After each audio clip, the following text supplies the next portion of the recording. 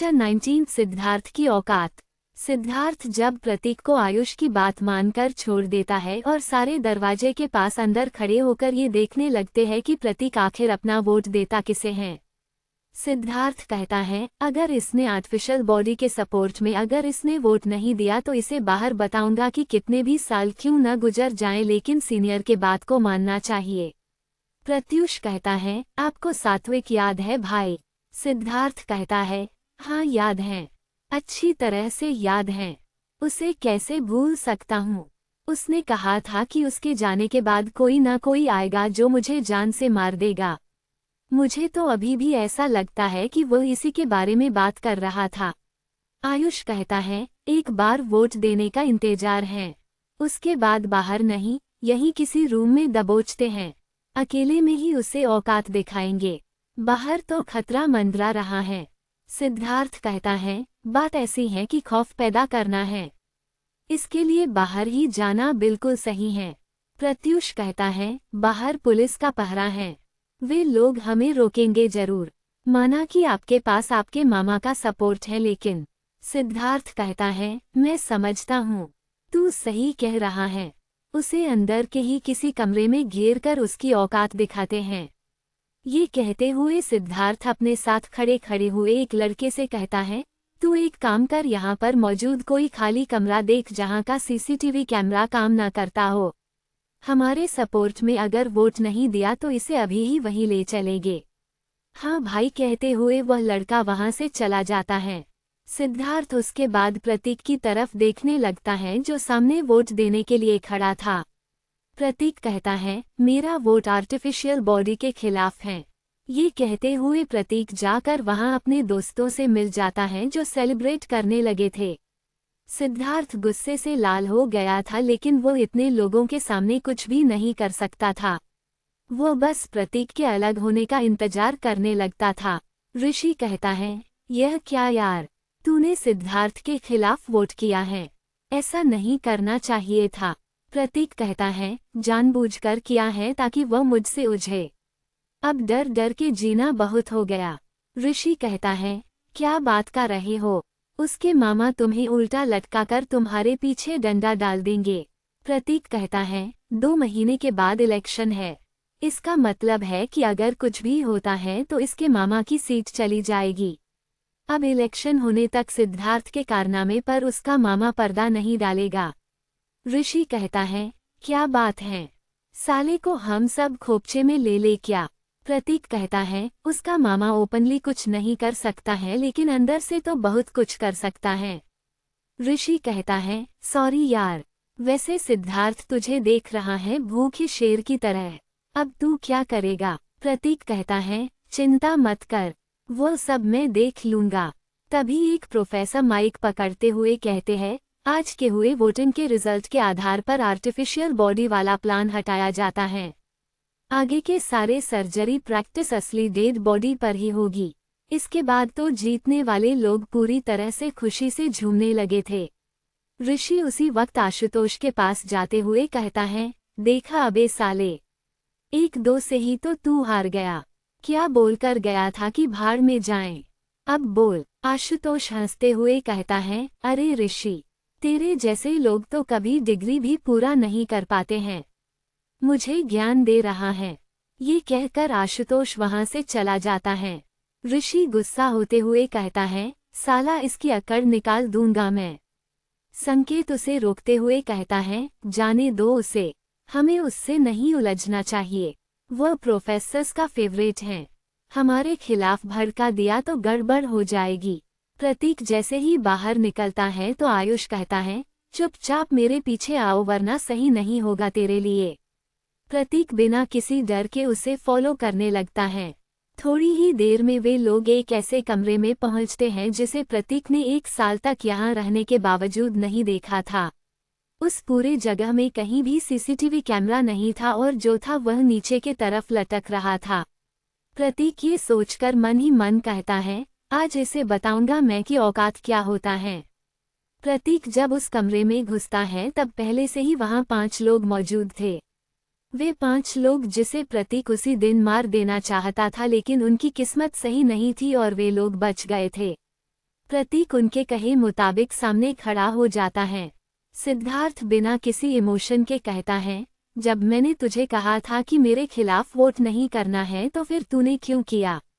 प्रतीक कहता है, मैंने वहीं वोट किया जहां करना चाहिए था।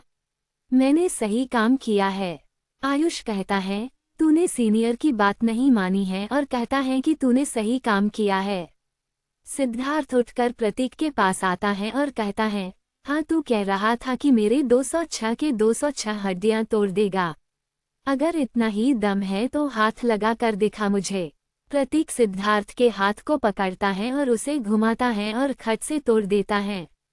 ये सब इतना ज्यादा जल्दी हुआ था कि कोई सही से देख ही नहीं पाया था कि आखिर हुआ क्या था। सबको लास्ट में बस हड्डी के चटकने की आवाज आई थी। सिद्धार्थ की तो दर्द के मारे चीखें निकल गई थी।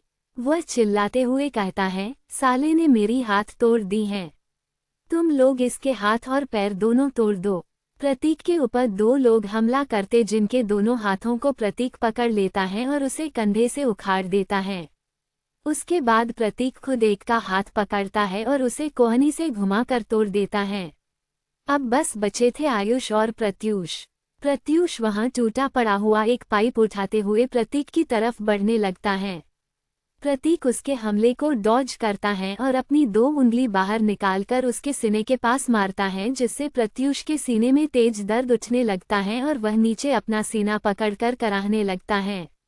यह नज़ारा देखकर कोई सबसे ज्यादा शॉक था तो वह सिद्धार्थ था। उसे तो भरोसा ही नहीं हो रहा था कि प्रतीक जैसा कोई एक साथ 5 लोगों को संभाल चुका था और 4 का हाथ तोड़ चुका था और एक के साथ पता नहीं क्या किया था। सिद्धार्थ कहता है, क्या कर रहे हो तुम लोग? एक से हार गए, शर्म आनी चाहिए। आयुष जो इकलौता सही सलामत खड़ा था वह कहता है, आप चिंता मत कीजिए सिद्धार्थ भाई, मैं कराटे में ब्लैक बेल्ट ले चुका हूँ, इसे अभी जमीन सुंघाता हूँ। आयुष कराटे का स्टांस लेता है और प्रतीक को अपनी तरफ आने का इशारा करता है। प्रतीक ये देखकर कहता है, सर आप यहाँ आएंगे तो सही होगा, वरना अगर मैं वहाँ पहुँच गया तो आपके लिए अच्छा नहीं होगा। अपने आप को इस तरह इज्जत मिलता हुआ देखकर आयुष के अंदर डर पैदा हो गया था। वो खुद ही आगे बढ़ने लगता है और ध्रुव के ऊपर अपने हाथों से हमला करने ही वाला था कि ध्रुव अपने पैर से उसके घुटने के ऊपर जोरदार किक मारता है, जिस वजह से आयुष अपने घुटने पर आ जाता है। प्रतीक बिना देर किए अपने घुटने से आयुष के चेहरे पर एक जोरदार वार करता है, जिससे उसकी नाक की हड्डी टूट जाती है और नाक से खून आने लगता है। आयुष अपना चेहरा पकड़कर जमीन पर बैठ जाता है। उसी वक्त प्रतीक कहता है, तो सीनियर सर, आप लोग मेरी कुछ बातें सुन लीजिए। मैं एक अनाथ लड़का हूँ, मेरा इस दुनिया में कोई भी नहीं है। मैं कुछ भी कर सकता हूँ क्योंकि मेरे पास खोने के लिए कुछ भी नहीं है। प्रतीक आयुष के सामने बैठते हुए आगे कहता है, अब आगे सुनिए आप लोगों के साथ यहाँ क्या हुआ है वह आप चाह कर भी बाहर नहीं बता सकते हैं। अगर बाहर पता चला कि सिद्धार्थ तनेजा और उसके साथ गए 5 लोगों को किसी पता नहीं ने हाथ तोड़ दिए हैं तो बना बनाया गया खौफ खत्म हो जाएगा। सिद्धार्थ यह सुनते ही गुस्से से पूरा लाल हो गया था और प्रतीक को बीच में रोकते हुए कहता है, तू मुझे जानता नहीं है कि मैं कौन हूँ? प्रतीक कहता है, हाँ सर, बताइए आप कौन हैं? सिद्धार्थ कहता है, मैं यहाँ के एमएलए बिस्वास सुराना का भांजा हूँ, समझा? प्रतीक कहता है, हाँ वह तो मैं समझ गया, लेकिन तुम खुद क्या हो? तुम्हारी खुद की क्या औकात है? तुम्हारे माँ बाप को मार दिया गया था तुम्हारे मामा की वजह से, इसलिए तुम्हारा मामा तुम्हें पाल रहा है। तुम्हारे जो कुछ भी औकात है तुम्हारी मामा की वजह से है। बिना तुम्हारे मामा के तुम इस लायक भी नहीं हो कि कोई तुम पर थूके। प्रतीक वहां से जाते हुए कहता है, तुम सब का कर अपना इलाज करवा लेना और प्रत्यूष सर आप अपना इलाज मत करवाएगा। आप बिल्कुल सही सलामत हैं। आपको सही सलामत इसलिए रखा है कि आप अपने साथियों को आराम से अगर सहारे की जरूरत पड़े तो दे दीजिएगा। ये कहकर प्रतीक वहां से निकल जाता है। उसके जाने के बाद बाकी के सारे भी पहुंच जाते हैं हॉस्पिटल में और अपना अपना एक्सरे निकालकर इलाज करवा लेते हैं। सिद्धार्थ का हाथ टूटा हुआ था, आयुष की नाक टूट गई थी और एक और का हाथ टूटा था। प्रत्यूष सही सलामत था, जबकि बाकी के 2 लोगों के जॉइंट डिसमेंटल हुए थे, उसे वापस सही कर दिया गया था। सिद्धार्थ के किसी को नहीं बताने के बावजूद भी यह खबर पूरे कॉलेज में फैल गई थी कि किसी ने सिद्धार्थ और उसके लोगों का हाथ और नाक तोड़ दिया है। ये खबर बाहर निकलते ही सिद्धार्थ की इज्जत चली गई थी। जब लोगों की कानाफूसी सिद्धार्थ के कान में पड़ती है तो वो कहता है, मुझे ऐसा लगता है कि वो सात्विक मरने के बाद काफी ज्यादा अकेला महसूस कर रहा होगा। उसके अकेलापन को दूर करते हैं और इस प्रतीक को भी वहीं भेज देते हैं। आयुष कहता है, आपने तो कहा था कि आपके मामा जी ने कहा है कि इलेक्शन खत्म हो जाने तक वह कुछ भी नहीं करेंगे। सिद्धार्थ कहता है, मैं अभी ही जाकर मामा जी से मिलूंगा और उन्हें टूटा हुआ हाथ दिखाऊंगा। वो मुझे अपने बच्चों से भी ज्यादा चाहते हैं। इस प्रतीक को रातों रात ऐसे गायब करवाएंगे कि जैसे ये कभी हुआ ही नहीं करता था। इधर प्रतीक वापस जल्दी से कांस्टेबल मनोज के घर के बाहर आ गया था, लेकिन अपने फोन को हॉस्टल के अलमारी के बंद करके आया था। प्रतीक की किस्मत अच्छी थी क्योंकि कांस्टेबल मनोज अभी तक अपने घर से गया नहीं था। करीब शाम 6 बजे वह अपने घर से निकलता है और एक ऑटो लेकर वहां से निकल जाता है। प्रतीक भी एक ऑटो लेता है और उसका पीछा करने लगता है। प्रतीक ने ऑटो वालों को ऐसा इंस्ट्रक्शन दिया था कि उसे यह शक नहीं हुआ था कि प्रतीक उससे किसी का पीछा करवा रहा है। 1 घंटे तक लंबा चलने के बाद मनोज शहर के आखिरी छोर पर आ गया था, जिसके बाद गांव शुरू होता था।